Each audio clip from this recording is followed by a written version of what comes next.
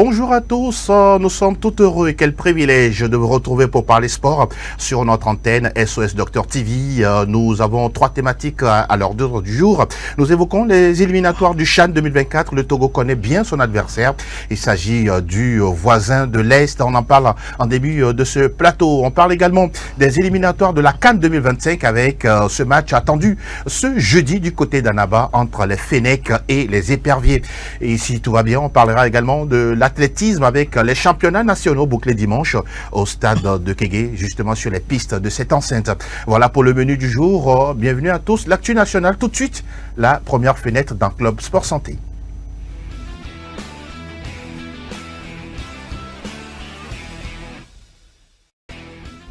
Et voilà, on y est encore une fois. Bonjour mon cher Adela et bienvenue sur ce plateau. Bonjour Angelo, bonjour aux inconditionnels de cette émission. Bonjour à Thierry, mon partenaire de tous les jours. Tous les jours, effectivement. Comment vous allez aujourd'hui? Ça va en pleine forme. Merci d'être des nôtres. Pour nous accompagner également, il est là. Thierry Tengue, bonjour Céro. Bonjour Angelo, bonjour à tous les téléspectateurs, ceux-là qui sont passionnés de cette émission. On est là encore une fois pour juste se faire plaisir et on va se régaler. Vous vous portez bien, j'espère. Ça va. Super bien, ça va. Super bien. Et nous allons commencer, messieurs, avec cette actualité. Oui, elle est tombée il y a quelques petites minutes. C'est justement les éliminatoires du CHAN 2024. Oui, au niveau de la zone UFOA B. Dès là, oui, le Togo tombe encore une fois sur le voisin de l'Est. Sinon, les guépards à prime du Bénin. Voilà, vous n'êtes pas surpris quand même. On s'attendait justement à un tel tirage. Non, c'est un tirage, tout est ouvert. On peut jouer contre le Burkina, le Niger, la Côte d'Ivoire et autres. Donc le Bénin est venu, un ami d'à côté. Il va falloir qu'on se lève tôt. Parce que c'est dans quelques jours. Oui. Le 26, le Togo va jouer contre le Bénin. Oui. Et ce qui est marrant, que nous jouons le match aller à domicile. Avant d'effectuer un déplacement périlleux du côté de Cotonou. Je ne sais pas si le match va se jouer à Cotonou ou bien c'est à Abidjan parce que le Bénin n'a pas de stade. Homologué ces derniers moments. Oui. Donc il va falloir qu'on fasse le paquet à domicile avant d'aller jouer le Bénin à domicile. On sait ce que représente le match Togo-Bénin à l'extérieur. Oui. Surtout ces derniers temps. Avant de revenir sur le groupe de Koubaya Kader, mon cher Céro, votre interprétation sur ce tirage Togo-Bénin? Oui, premier tour? C'est un tirage, tout simplement. Il faut le prendre comme cela parce que nous sommes en football où vous pouvez tomber sur n'importe quel adversaire. Donc à vous maintenant, à votre tour de s'y préparer pour. Quand on parle du football togolais, du football béninois, c'est mille fils mi-raisin par rapport à tout ce qu'on connaît aujourd'hui. On peut retrouver une avance au niveau du Bénin parce qu'il y a beaucoup plus de régularité au niveau du championnat, qui ne prend pas trop de temps avant de démarrer, ce qui fait que voilà, cette équipe béninoise elle est en place. Maintenant la nôtre, on n'a pas trop de préparatifs dans les jambes. Le championnat s'est arrêté il y a quelques mois. On s'est regroupé la dernière fois. Bon, pour ce tirage, il va falloir tout de suite s'y préparer. D'abord, au niveau des autorités administratives, prendre contact avec les voisins béninois pour préparer ce match-là. Parce qu'après tout, nous sommes des frères. Et les à côté, on n'en parlera plus. Mais que le Togo, l'équipe proprement dite, se prépare vivement. Parce que quand on parle d'une élimination, ou bien d'une élimination par rapport au CHAN, il faut maximiser les chances dès le match à domicile. Donc pour moi, ce qu'il faut aujourd'hui, c'est de gagner avec un score lourd à domicile. Il faut mettre tous les moyens en place et je crois que cette victoire, ça va venir. On a remarqué que l'ossature du côté de Koubaya Kader, quand on parle de la sélection à prime, c'est beaucoup plus les joueurs d'ASCO et de la SCK qui étaient sur le continent et puis quelques-uns pris à gauche et à droite. Oui, c'est un groupe qui peut le faire, qui doit le faire. Forcément, c'est un groupe qui doit le faire quand on est sélectionneur ou on prétend retrouver encore une seconde qualification. Nous ne l'oublions pas. Le dernier, quand on était au CHAN, c'était en 2020, non? 2020, au Cameroun. Au Cameroun avec Abalo Dossé, qui a eu à qualifier pour la première fois le Togo dans cette compétition. On a raté de peu la deuxième qualification face au Niger, malheureusement.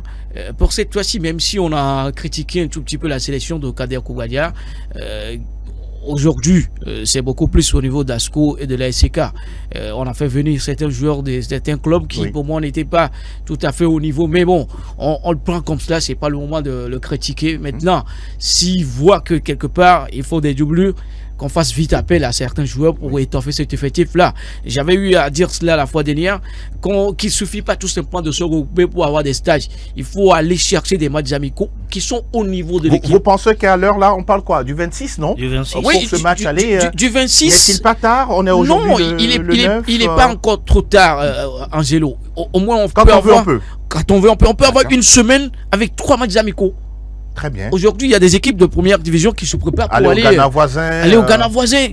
Au Burkina, en Côte d'Ivoire, on a eu entendu la fois dernière. Mais est-ce qu'on a les moyens aujourd'hui pour. Mais ce n'est pas les moyens qui vont manquer pour une équipe nationale qui prétend se qualifier pour le CHAN. Et là, on n'a pas de calcul à faire. Il faut mettre les moyens en place, accompagner cette équipe. Si nous voulons bien sûr retrouver une qualification, il faut mettre les moyens en place. Question de volonté. Voilà. On revient toujours sur le groupe de Koubadia Kader. Vous avez eu l'opportunité de regarder justement de près cette sélection qui s'est entraînée plusieurs jours au municipal de Lomé face au Bénin. C'est vrai, on parle d'un championnat qui n'a pas forcément le même niveau, avec les mêmes réalités. Au Bénin, ça paye bien. Il y a beaucoup d'argent justement dans le championnat dénommé aujourd'hui professionnel.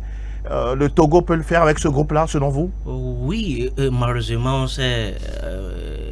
on ne s'est pas réveillé trop tôt parce que avoir la régularité du championnat béninois et championnat togolais, on devrait se réveiller très tôt pour préparer pour finir les réglages. Mais aujourd'hui, le groupe est là, on ne devrait pas les critiquer, on devrait les accompagner. Maintenant, si vous prenez un peu aussi le championnat béninois, ce n'est pas un grand championnat en tant que tel. Il y a des Togolais qui jouent. Oui, absolument. Même des entraîneurs togolais qui sont là-bas. Ce n'est pas quelque chose de grand qu'on peut craindre. Mais aujourd'hui, le Bénin n'est pas en favori devant le Togo à cause de son championnat. Parce qu'ils ont professionnalisé leur championnat. Maintenant, qu'est-ce que Koubadia Kader doit faire? Il doit multiplier les matchs amicaux comme Thierry l'a dit. Il est vrai que le temps est un peu court, mais on peut jouer avec les équipes de première division qui affûtent déjà leurs armes pour la nouvelle saison. Maintenant, on n'aura pas le temps nécessaire de faire des voyages, aller au Burkina ou bien. Ça risque de fatiguer également les joueurs. Ça risque de fatiguer les joueurs aussi. Donc on fera avec les moyens de bord, les petites équipes là pour se préparer. Moyens de bord. En tout cas, on rappelle que oui, le Togo croise le Bénin au premier tour. Le deuxième tour, le vainqueur de cette confrontation va affronter le Niger. Allons comprendre quelque chose. C'est un grand. C'est un grand. Justement, quand on regarde le graphique, ça nous montre simplement que Togo, Bénin, voilà. Et puis justement, le vainqueur de ce premier tour sera face au Niger, que le Togo connaît très très bien.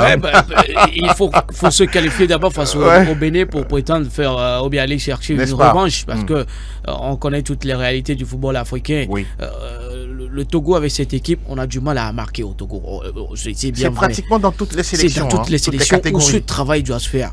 Kadié Koubadia, heureusement, il est un attaquant qui a fait quand même la pluie et le beau temps de cette sélection togolaise qu'est les Éperviers. Il va falloir qu'il arrive à trouver un attaquant digne de ce nom. Aujourd'hui, on n'a pas du tout le meilleur buteur du championnat. Vous trouvez que c'est pas normal? C'est pas normal du tout. C'est pas normal du tout parce que c'est des attaquants c'est un attaquant qui a fait. Moi, j'ai eu quand même l'occasion de le côtoyer un tout petit peu. Bruno à votre tort. Essayons de valoriser notre championnat. Vous avez eu, si vous avez eu le temps de le côtoyer, il vous a dit quelque chose par rapport à tout ça ou bien il est resté muet? Jusque-là, il garde le silence. Lui-même, il comprend pas ce qui arrive. Très bien. Quand vous êtes joueur, on a toujours des rêves. Le rêve d'abord pour un joueur local, c'est de porter la tunique des Éperviers du Togo. Ça commence par l'équipe à prime. Maintenant, il y a un travail qui s'est fait sur une longue saison où il n'a pas tout de suite commencé la saison digne de ce nom, mais il a quand même montré qu'il est capable d'être un attaquant sur qui on peut compter. Malheureusement, on le met sur le carreau, on ne comprend pas ce qui se passe, mais c'est un jeune qui est mentalement fort, il va toujours continuer par travailler. Si ça lui sourit une chance de s'expatrer quelque part, pourquoi pas. Et s'il refuse un jour, et il admet qu'il retrouve un bon club, il refuse un jour de revenir jouer pour le Togo, nous ne soyons pas surpris. Ne l'accusons pas. Pas du tout. Le staff technique de Kadek Badja est parti sur de mauvaises bases. Pourquoi je dis ça avec Bruno, avec l'histoire de Bruno Avotor?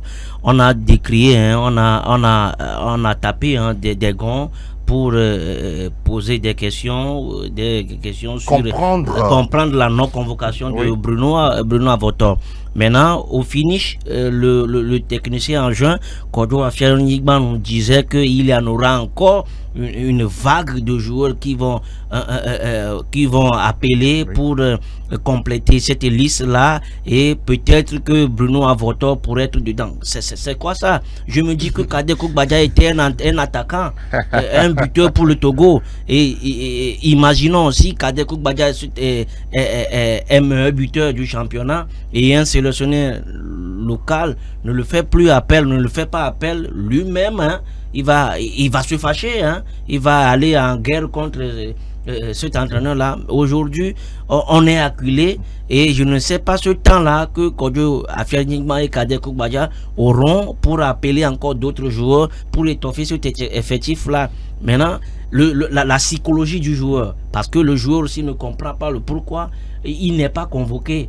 Je ne sais pas si c'est un problème interne entre Asco de Kara et lié à cette non-convocation, parce que le joueur était sociétaire d'Asco de Kara avant d'être prêté à la SOTR. Oui.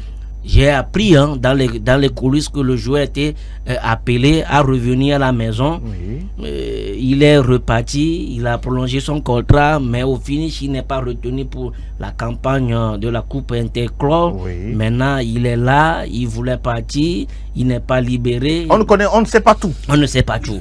Donc, c'est toute une salade. C'est toute une salade autour de Bruno Avotor, sélection nationale, Lasco de Kara et autres. Est-ce qu'il est quand même bizarre, avant que de vous redonner la parole, quand vous approchez de ce genre de joueurs, ils ne veulent pas parler. Histoire de se protéger, de ne pas... Oui, c'est ça le professionnalisme, également au niveau des joueurs qui, malheureusement au Togo, si ces joueurs veulent sortir dans la communication, c'est pas tout à fait ça. Pour votre gain, oui, donc ça peut vous coûter très très cher. Voilà. Donc ils préfèrent garder le silence, c'est bien beau.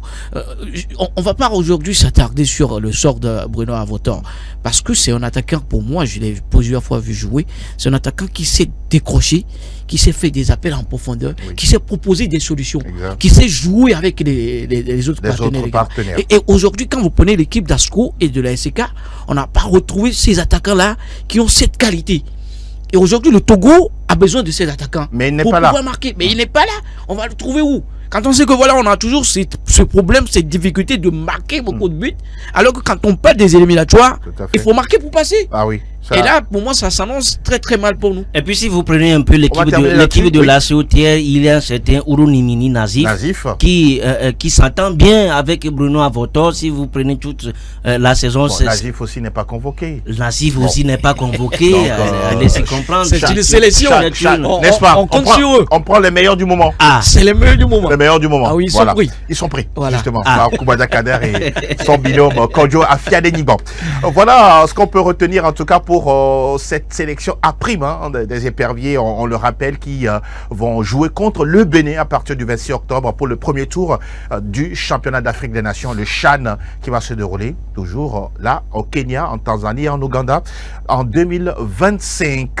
Nous avons terminé avec cette page-là. On va ouvrir une autre, celle des éperviers Fagnon. Voilà, écho des éperviers, le jingle, et puis derrière, on en parle.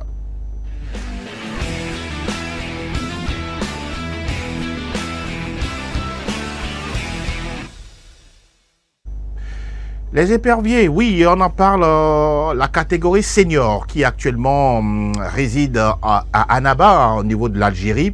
Entre-temps, il y avait cette escale-là du côté de la Tunisie, histoire de faire une acclimatation et faire un petit vol de moins d'heures pour rallier Annaba. Et, mon cher dès là, on a vu le groupe, entre-temps, c'était 20 joueurs. Après, il y a 4 autres qui sont revenus. Et puis, derrière, on nous annonce la blessure d'un joueur. On va en parler tout à l'heure.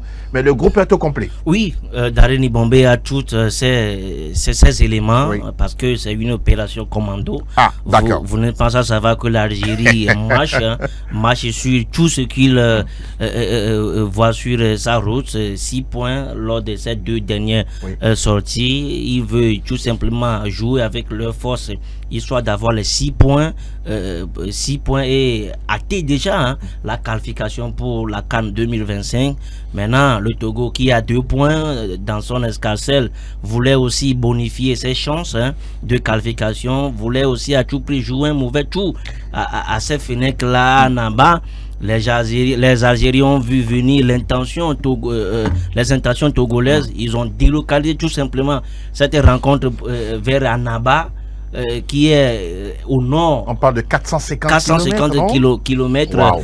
Pour fatiguer tout simplement la délégation togolaise. Wow. Or, c'était prévu que le match se joue à Tizi Ouzou, sur le terrain de Tizi Ouzou, mais ces tacticiens-là ont vu venir ces Togolais-là. Maintenant, le groupe est au serein. Darren Mombé a tous ces éléments possibles. N'eût été la grave blessure de Geoffroy Agbolesso qui a été opéré dans la foulée.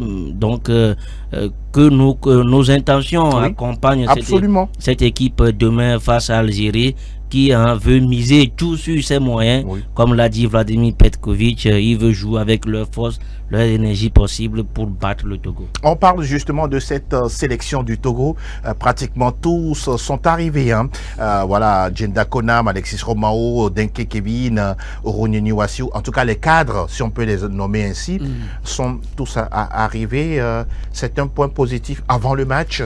Bien évidemment que c'est un point positif quand on sait que voilà, vous parlez à l'instant des cadres, Alexis Romao, Djenda Konam et ses consorts, c'est des joueurs qui connaissent aujourd'hui ce genre de rencontres, qui mentalement doivent quand même passer le message à leurs coéquipiers.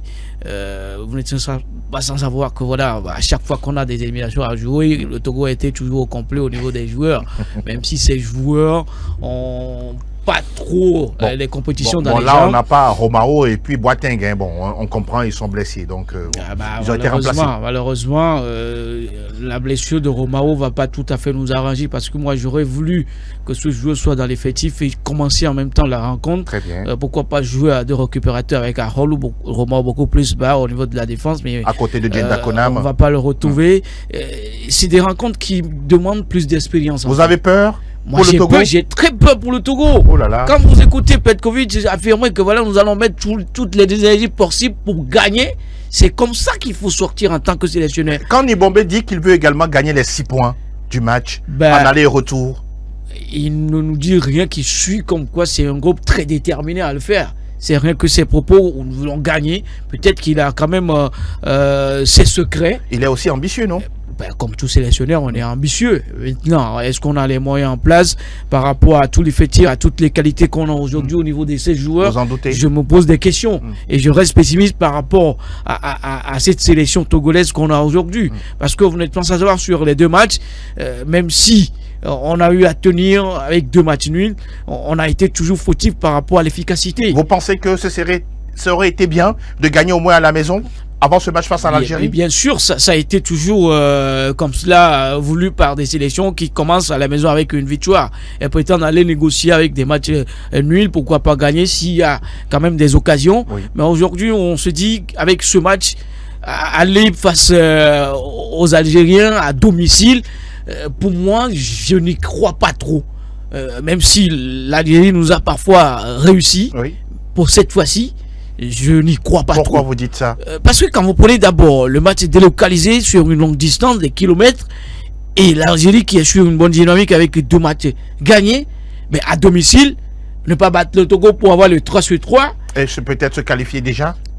Là, ça va se jouer également, et ça s'annonce compliqué pour le Togo, où moi aujourd'hui je reste pessimiste, à moins d'un miracle, mais je n'y crois pas trop. On revient tout à l'heure pour parler. Je voudrais vous poser la question. Avons-nous raté le match face au Libéria? Et voilà, vous avez également peur pour le Togo? Non, on a raté le match. Certes, on a raté le match face au Libéria. On pouvait gagner le Libéria à domicile pour se décoller, oui. Mais le sort en a décidé autrement. Maintenant, c'est déjà le passé. On doit se focaliser sur le futur. Oui. L'Algérie, certes, l'Algérie a des grands noms. Moi, en tant que journaliste sportif, j'ai pas peur.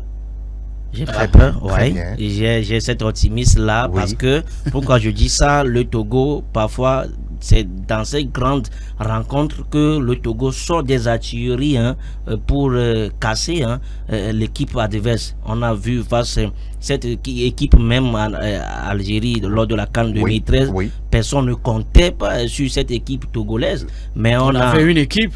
Oui, on a une équipe au-delà. Ce n'est pas le cas aujourd'hui. C'est pas du tout le cas aujourd'hui. Laissez aller dans son analyse. Même si les deux équipes sont diamétralement opposées, aujourd'hui c'est le discours qui compte. Le Togo a des arguments. Le Togo a des arguments. Et puis Daré aussi connaît un peu ses joueurs. Messieurs, c'est le discours. Il faut aller. Il faut être rigoureux tactiquement et déterminé. Vous allez voir, le Togo va tenir en échec ou bien ne serait un petit but. Vivement, elle est là. Un petit but là. Avant que vous ne continuiez dès là, cette équipe togolaise, la voyez-vous plus libérée, plus joueuse à l'extérieur qu'à domicile? Oui. Parce que si vous prenez la Guinée équatoriale, le match face à la Guinée équatoriale, la Guinée nous menait. Mais à chaque fois, on arrivait à revenir au score. Vous voyez le match face à la RDC Congo lors des éliminatoires de la Coupe du Monde 2026. Le Togo a joué, la RDC a gagné. Donc je vois une équipe libérée à l'extérieur qu'à domicile. C'est pourquoi je dis que demain, quelque chose pourrait se passer. Le Togo pourrait tirer son épingle du jeu en accrochant peut-être l'Algérie ou bien en revenant avec les 3 points. Oui, je vais quand même envoyer. Attends, son analyse vous fait rire, c'est ça? Non, pas tout. D'accord. Pas que je me marre par rapport à son analyse. Mais si la victoire arrivait. On sait que c'est tout ce que nous souhaitions. Mais moi, je parle en toute franchise en fait. Par rapport à tout ce qui nous attend dans ce match. D'abord, quand vous prenez les Maghrébins, ils préparent des matchs sur des détails. D'abord, le public qui va pas vous lâcher de la première jusqu'à la dernière minute. C'est vrai. C'est la grosse différence d'abord entre les Maghrébins et l'Afrique noire. Oui. Et d'abord, là où on a délocalisé le match, mais les joueurs vont parcourir des kilomètres à moins qu'ils prennent un avion spécial. Non, on a pris un avion spécial. Oui. Et ils sont à 10 minutes de l'aéroport, je pense que c'est quelque chose comme ça. Du stade aussi, c'est pas 15 minutes. Et là, me parle, on peut marcher même pour aller au stade. Et là, nous dit que le Togo joue mieux à l'extérieur. À l'extérieur. Ben, on essaie juste de produire quelque chose. Quand vous prenez le match de la Guinée tout récemment, on n'a pas été tout à fait hésitants dans ce match, dominé jusqu'au bout, de la tête jusqu'au pied, sauf que voilà, on a eu quelques opportunités où on les a bien exploitées. Si ça peut être de mise également face à l'Algérie, on prend. Tant mieux. D'accord. Mais je ne vois pas cette équipe face à l'Algérie à domicile jouer jusqu'au bout, monopoliser, dominer plus le match. À moins qu'on ne retrouve pas une équipe Algérie digne de ce nom. Elle peut aussi mal se réveiller. Nous sommes en football, tout est possible, mais a priori, je me dis que le Togo n'est pas favori dans ce match. Vous avez toujours peur. Et puis, j'ai très peur. Allez demander aux Guinéens. C'est une équipe aussi vieillissante, des Fégouli et autres l'arrière Marez. On est là, je vous dis aujourd'hui, cette équipe est rajeunie. Cette équipe est rajeunie. Maintenant, c'est maintenant que Vladimir Petrovic essaie de jeter certains jeunes dans l'équipe. Je dis, tout est ouvert pour le Togo. Et demain, la surprise pourrait tomber. Ce qui est magnifique, c'est qu'on a de l'équilibre. Vous ne croyez pas, il y croit. Donc, de toute façon, le match a lieu à 19h. On va garder l'espoir, tout simplement. Sinon, rien n'est ouvert pour le Togo dans ce match-là, je vous dis. Et Thierry, on va continuer. Toujours, tout à l'heure, on va parler de Geoffrey Agbolosu. Mais avant, on va regarder le graphique des joueurs convoqués pour cette double confrontation face à l'Algérie. Voilà le graphique qui est en place. On rappelle que Agbolosu a été touché au genou, remplacé par Sama Mahadiou d'Asco de Kara, Malcolm Barcolet, puis Ouronyeni Wassiou. En défense, on a Djenda Konam, Sadik Malik Fofana, Gustave Akwesson, Kevin Boma, Clousé Agbozo, Youssi Faté, Maouna Amevoir et puis Benjamin Rolleté. En milieu de terrain, on les connaît tous, hein, Alexis Romao, Karim Derman, Marouf Tchakei, Roger Arolou, Evra Agbagnon ou encore Khaled Naré. Thibaut Clidier également est convoqué, tout comme Kodjo Aziangwe. Et puis en attaque, nous avons Kevin Denke, il est là, Moutalabou Ouattara également, et puis il y a Ouro Mansour, et Fessou Plaka qui revient, tout comme, bon, on a convoqué également Kokou Kloupo et Franck Mawena, justement pour cette situation. On va parler tout à l'heure du gardien qui est blessé du côté de l'équipe nationale. Il s'agit de Geoffrey Agbolossou. Mon cher Dena, Mahadiou qui arrive, il y a Malcolm Barcola, il y a Ouronyeni Wassiou. Pour vous, quel gardien pour ce match face à l'Algérie à Annaba? Il faut clarifier quelque chose. Sama n'est pas parti à Annaba pour remplacer Geoffrey Agbolossou qui est parti être titulaire dans les buts. Maintenant, il est parti pour colmater une brèche. Vous nous donnez des signes, c'est qu'il ne sera pas titulaire? Il ne sera pas titulaire. D'accord. Maintenant, le ballottage sera entre Wassiou et Malcolm. Très bien. Donc, voilà. Vous voyez qui, oui, on n'est pas dans le secret des dieux, mais qui semble être bien parti? Connaissant bien l'entraîneur des gardiens, Kossi Agassa, il a vécu beaucoup en Europe, il connaît très bien les réalités européennes et celles d'Afrique. Oui. Ouro Nyeni Wassiou, il est dans le championnat béninois. Le championnat vient à peine de se commencer. Oui. Il n'a pas encore des minutes assez éloquentes. Si vous prenez un peu Malcolm aussi, il est aussi dans son club, mais il n'a pas encore goûté à cette sauce avec le club. Il est dans le championnat portugais. Il est dans le championnat portugais, donc et puis il parle avec la faveur des pronostics. Parce qu'il connaît très bien le nid des éperviers. Voilà. Il connaît assez les grandes rencontres des éperviers du Togo. Donc le voir sur le banc demain face à l'Algérie, c'est du raté. D'accord, on attend de voir. Pendant ce temps, on accueille Elema Tipoué, bonjour. Bonjour Angelo. Comment vous allez? Je vais bien. Très bien. Ça va. Nous sommes contents de vous avoir sur ce plateau. C'est pour parler du match Togo-Algérie, c'est ça? Exactement. Mais bien avant, un mot sur la confrontation du jeudi. Ça sera... voyez-vous déjà?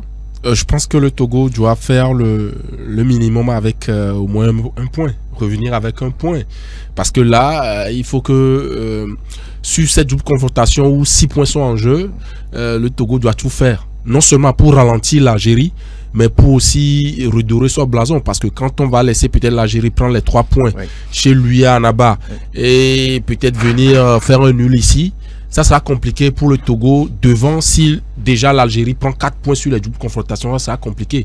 Donc l'objectif c'est de freiner au maximum l'Algérie pour que lors de la 5e et 6e journée, l'Algérie ne lève pas les pieds parce qu'elle est déjà qualifiée. On va parler justement de Geoffrey Agbolossou pour vous tendre la perche. Vous êtes en même temps journaliste et observateur justement de tout ce qu'il se passe en matière de sport dans notre pays. Qui voyez-vous, Malcolm Barcola par favori? Moi, je vois Mahadiou Sama dans le but. Très bien. Je vois Mahadiou Sama dans le but parce que quand on prend Marcola Balcom, il est dans la hiérarchie le 4e gardien en 2e division portugaise. Il n'a pas de temps de jeu. Wassiou Ouronyeni qui vient du Bénin, dont le championnat n'a fait que 3 ou 4 journées, qui n'a pas assez de jus dans les jambes. Contrairement à Mahadiou Sama qui sort d'une campagne interclub. Oui, avec Asco. Avec Asco, qui a également beaucoup fait lors de ces campagnes en arrêtant un penalty. Oui. Ce n'est pas rien pour un gardien, surtout qui a fait toute la saison, qui a fini champion du Togo. D'accord. Malgré qu'il vienne avec la posture de quelqu'un qui remplace, je pense que quand on prend leur bulletin sur la dernière saison, Mahadiou Sama pas favori. Maintenant, c'est une question de confiance et de choix. Nous, on n'est pas ni bombé. Exactement. Pas du tout. Et d'expérience aussi. Oui, ça, j'aime bien.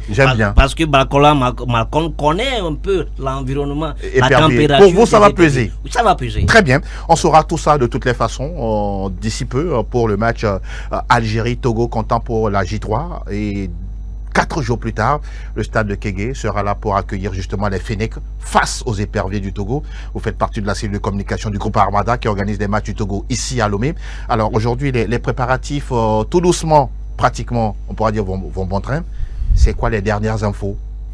Alors déjà, merci encore à SOS et à vous pour encore l'invitation et l'intérêt que vous portez au sport, malgré que nous soyons sur une chaîne de santé, mais le sport prend également sa place. En tout cas, merci à la direction à cette émission. Oui, actuellement, la billetterie est ouverte ce mercredi pour pouvoir faciliter non seulement l'accès au stade, mais également la billetterie. Parce que quand on prend cette rencontre entre le Togo et le Libéria, Armada Group, qui organise véritablement ce match, a concocté d'autres mécanismes pour pouvoir fluidifier non seulement l'accès au stade, mais également l'accès au ticket et au niveau de la sécurité également. Il y a un travail énorme qui a été fait. Il y a également le changement, on n'aura plus des terminaux pour les tickets, mais on parle de bracelets maintenant. Exactement. Pour les tickets physiques, nous n'aurons plus des tickets papier, mais nous aurons des bracelets qui seront mis autour du poignet, comme on le voit lors des concerts. Et c'est ce qui est intéressant parce que c'est compliqué de les enlever, même en chaleur et tout. Les supporters sont sûrs d'avoir toujours leur ticket autour de leur poignet. C'est ce qui est intéressant. Maintenant, les prix n'ont pas changé. Au niveau des gradins solaires, c'est à 1000 francs. Les gradins couverts, c'est à 2000. La tribune couverte, c'est à 3000 et la tribune officielle qui est à 20 000 francs, en soulignant que la loge officielle n'est réservée que sur invitation. Sur invitation, on rappelle également que au niveau de la fédération, il n'y aura plus de tickets, mais beaucoup plus au guichet du stade de Kégué. Exactement. Pour les tickets physiques, la FTF n'aura plus un point de vente à son entrée, mais c'est le stade de Kégué, les guichets qui sont à l'entrée du stade de Kégué qui auront le privilège de vendre les tickets physiques. Il n'y a pas que ce point, il y a également Niwo TV qui est un point de vente de ces tickets physiques, il y a également la radio Sport FM, et sans oublier également l'établissement Fomé Sport qui est au niveau de Djaglé pour permettre à ceux qui sont un peu éloignés de Lomé de pouvoir véritablement avoir ce ticket, ceux qui viendront de Djaglé.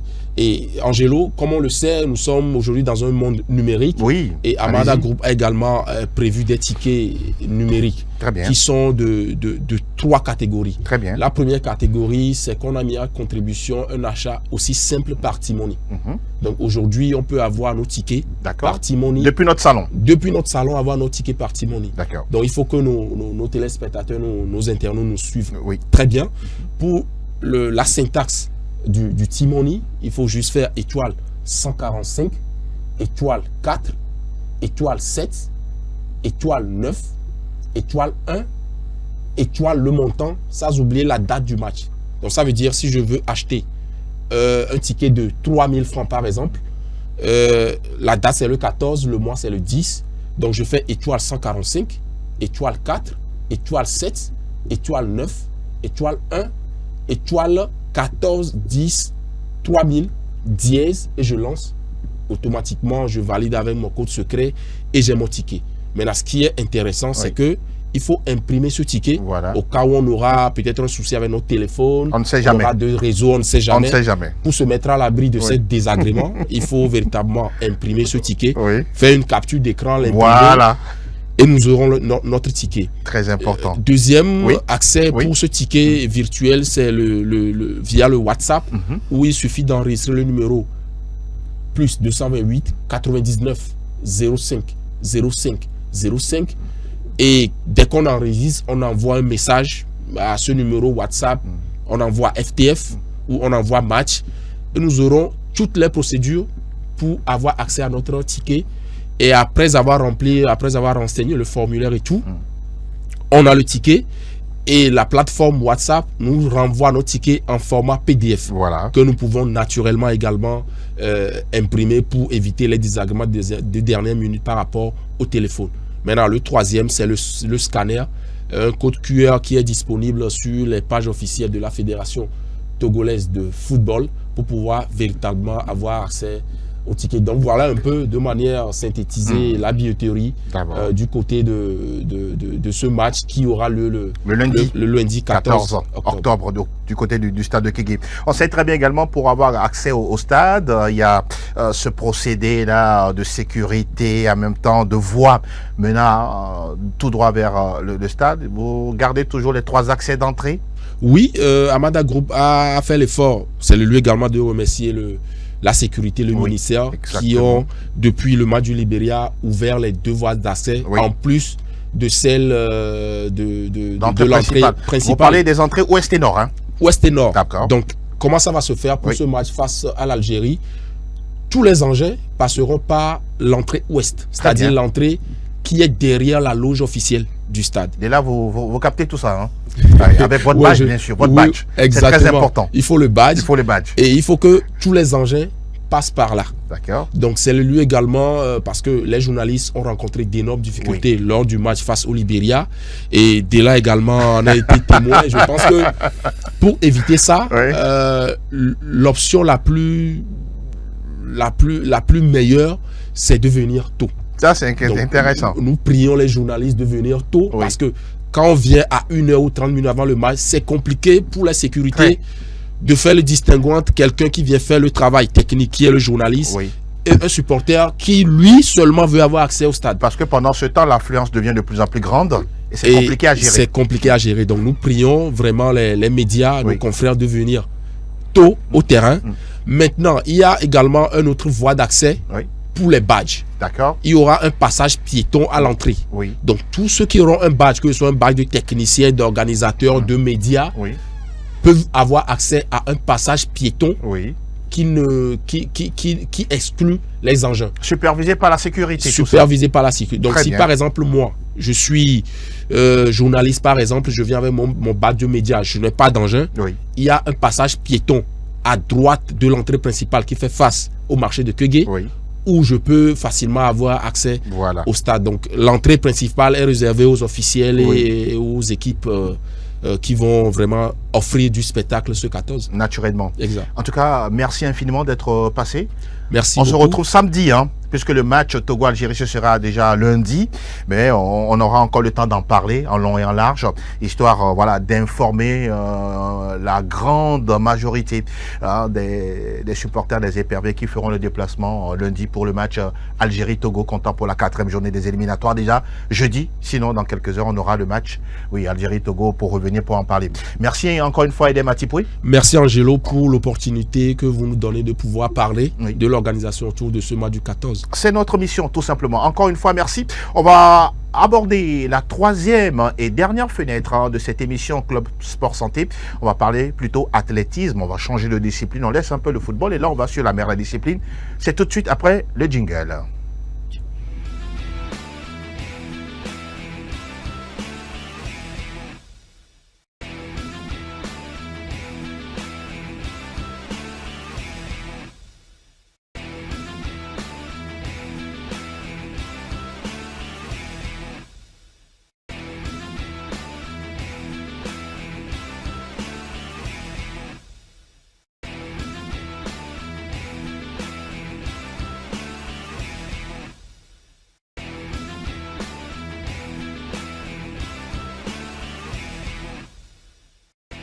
Nous faisons désormais immersion dans la mer des disciplines. Nous parlons de l'athlétisme avec les championnats nationaux bouclés dimanche dernier au stade de Kégué. Les pistes étaient prises d'assaut avec justement les différents champions et championnes.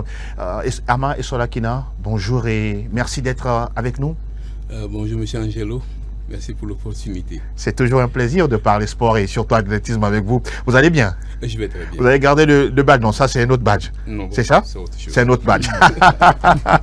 On va parler d'athlétisme avec vous puisque vous étiez au four et au moulin concernant cette activité.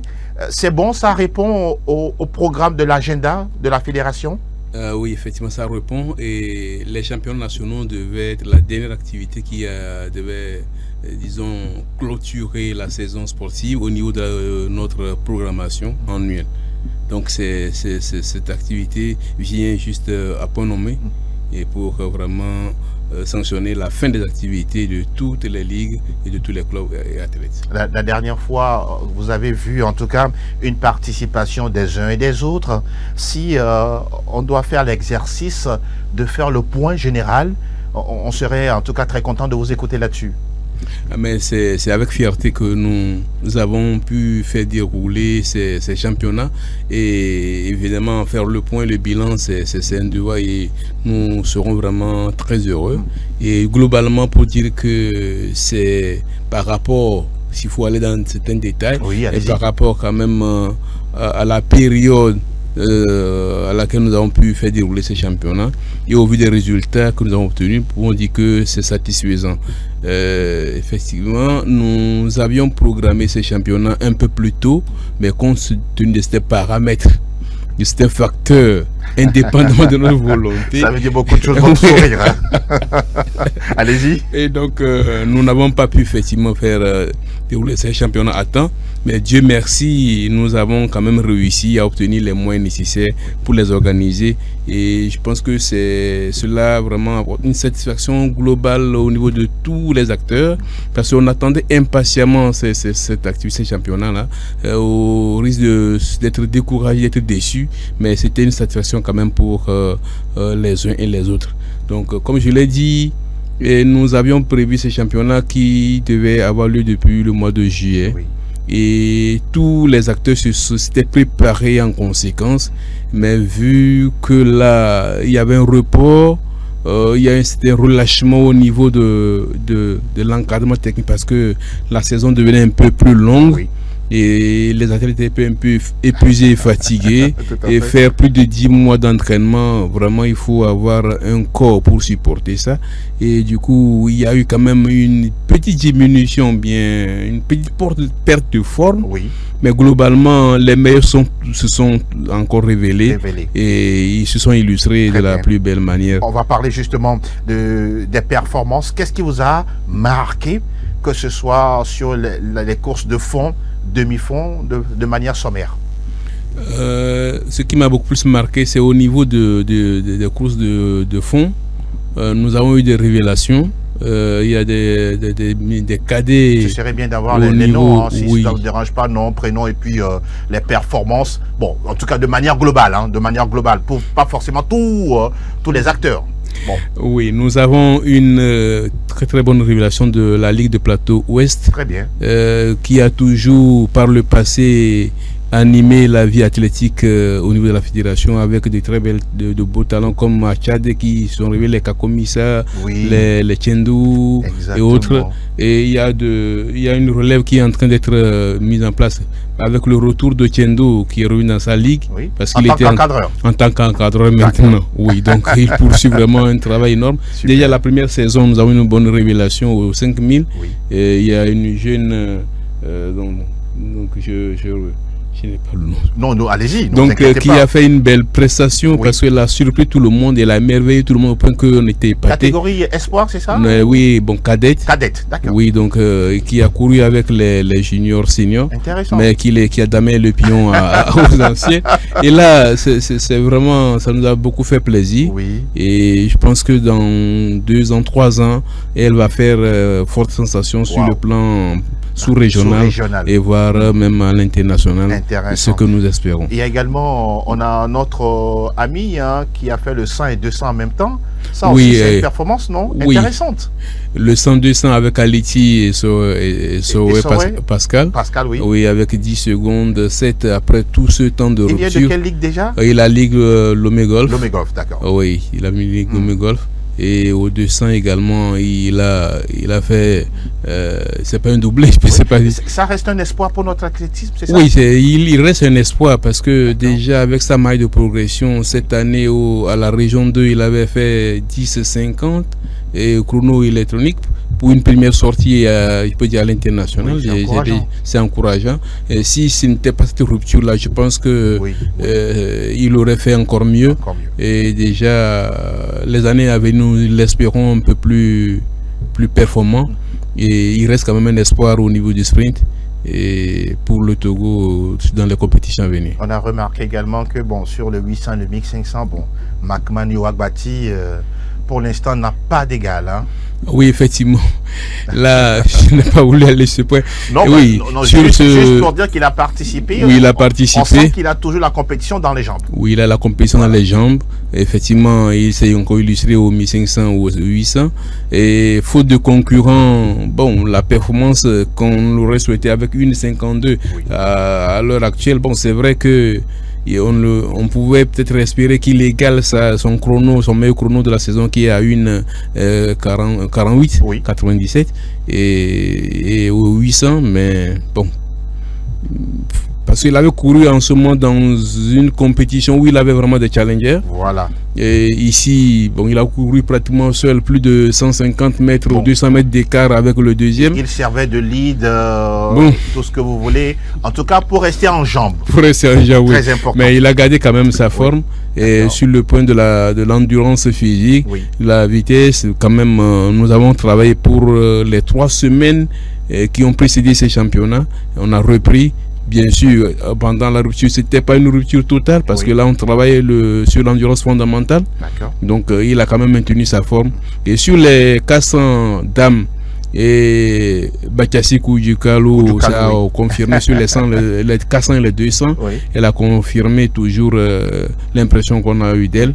Et bon, il n'y a pas tellement de concurrence à ce niveau-là. Et nous espérons quand même les retrouver dans des compétitions beaucoup plus relevées pour pouvoir évaluer, jauger leur niveau et voir ce que nous pouvons quand même faire comme projection dans les années à venir pour les compétitions sous-régionales et internationales auxquelles nous espérons une meilleure prestation du Togo, pourquoi pas ramener des médailles. C'est très important. C'est vrai qu'aux derniers Jeux Olympiques, on a vu, il y avait quand même Naomi Akakpo, mais on a senti qu'il faut faire encore plus, comme vous le dites souvent, plus de compétitions, plus de challenges, et pourquoi pas placer encore plus d'athlètes sur les compétitions pour le Togo. Sur ces championnats nationaux, en matière de niveau, en tant qu'encadreur, ça monte positivement. Sinon, qu'est-ce qu'on doit faire pour améliorer? Le niveau, le niveau monte parce que là, nous avons vraiment de l'espoir. Au niveau des cadets, où nous avons, sur lesquels quand même nous avons mis un accent depuis quelques années parce que avant on organisait uniquement les championnats pour une seule catégorie. Voilà. Senior. Du coup, les minimes, les cadets sont muselés, pour ne pas dire, sont carrément oubliés. Et depuis 3 ans, nous avons commencé un peu, parce que c'est une question de moyens, faire 2 catégories. Prendre en compte 2 catégories de championnat, ça fait lourd. Donc nous avons commencé, ça fait la 3e année, et nous sommes allés à 15 épreuves pour les cadets, et 26 épreuves pour les seniors. Ça fait pratiquement au-delà de 40 épreuves pour une fédération lors des championnats. Ça fait un peu lourd. C'est lourd. C'est un peu lourd. Et mais au niveau des cadets, nous avons eu de très belles révélations. Ou avec les disciplines qui sont en train de s'éteindre, par exemple au triple saut, nous avons pour des cadets qui sont des cadettes qui font déjà 10 mètres avec Sanoussi Yemima par exemple, et la deuxième qui est à 9 mètres 87 et une cadette. Bon, ce n'est pas quand même très grand, mais c'est encourageant parce que sur 2 ans et 2 saisons, on a réussi quand même ces performances. Cela nous fait espérer quand même qu'on aura une très belle relève parce que actuellement au triple saut et au saut nous n'avons que Isaka Faiza, et derrière elle c'est pratiquement un vide.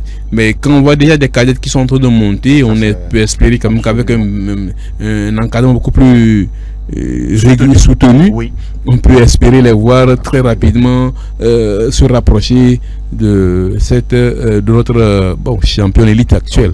Et nous avons également au niveau des triple sauts hommes et cadets de très belles performances, des gens qui sont à 12 mètres. Et 12 mètres, je pense que ce n'est pas quand même rien. C'est pas aussi mauvais. En tout cas, beaucoup de courage à vous, c'est pas facile. On va rapidement parler de l'organisation des championnats. Vous l'avez dit, vous auriez aimé faire ça en juillet, mais là, ça s'est déroulé en octobre. Quand c'est comme ça, vous en tant que DTN, vous avez des regrets, de la frustration, ou bien vous pensez qu'on peut améliorer en anticipant autrement? Bien. En fait, c'est un peu Bon, ce n'est pas dommage, mais d'organiser des championnats pratiquement dans la saison morte ou en début de saison. Oui. Parce et que en la pleine année scolaire. Oui, en pleine année scolaire, c'était un peu difficile parce que la plupart des athlètes sont des scolaires. Voilà. Il fallait trouver des créneaux pour les remettre vraiment sur la piste.